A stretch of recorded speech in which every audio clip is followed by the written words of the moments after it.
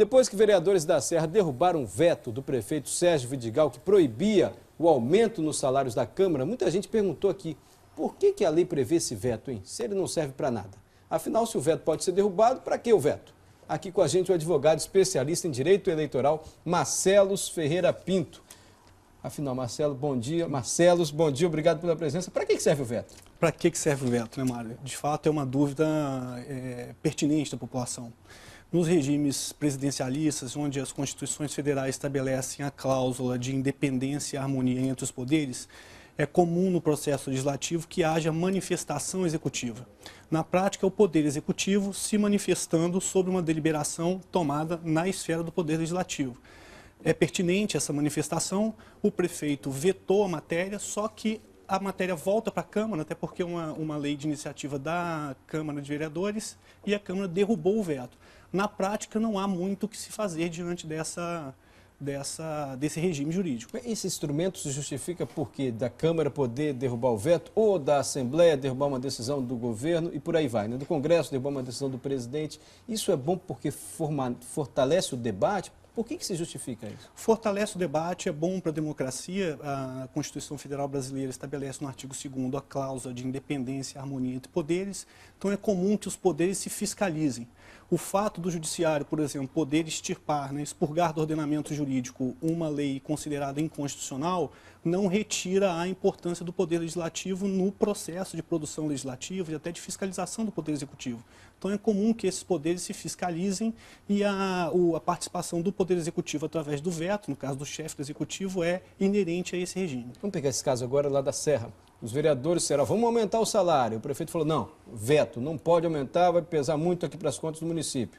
Aí o veto do prefeito volta para a Câmara. E a Câmara diz, derrubamos o veto. Nós que decidimos aqui, com 10 votos, derrubamos o veto do prefeito. Aí o prefeito pode ainda fazer alguma coisa ou assunto encerrado? Poderia se questionar a constitucionalidade dessa lei municipal, né, confrontando-a com a Constituição estadual, mas a eficácia seria muito, a chance de êxito seria muito baixa nesse caso. Obviamente que é uma medida extremamente ousada, para não dizer irracional, às vésperas de uma eleição municipal, né, porque a opinião popular foi contrária a esse aumento dos vereadores. A questão aí também tem um cunho orçamentário, porque os limites fixados para os gastos do Poder Legislativo, eles são são fixados com base em parâmetros orçamentários do exercício anterior. Então, toma-se como base a realidade orçamentária de 2011, só que os efeitos são projetados para 2013.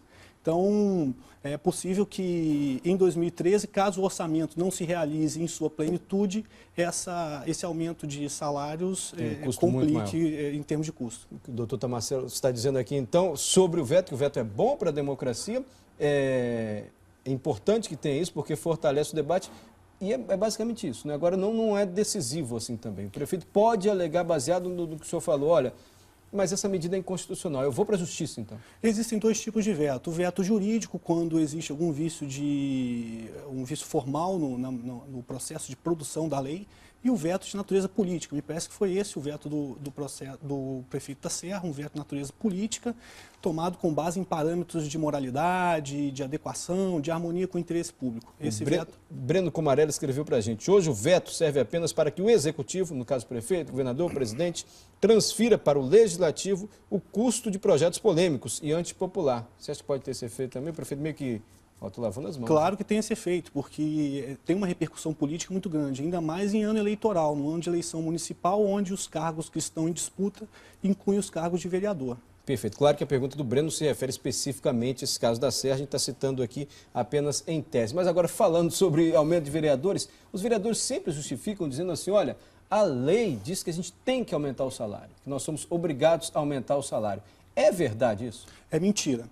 Na verdade, a Constituição estabelece limites máximos que, de acordo com a faixa populacional da Serra, seria hoje 60%, o salário do vereador seria 60% do salário do deputado estadual. O teto máximo? O teto.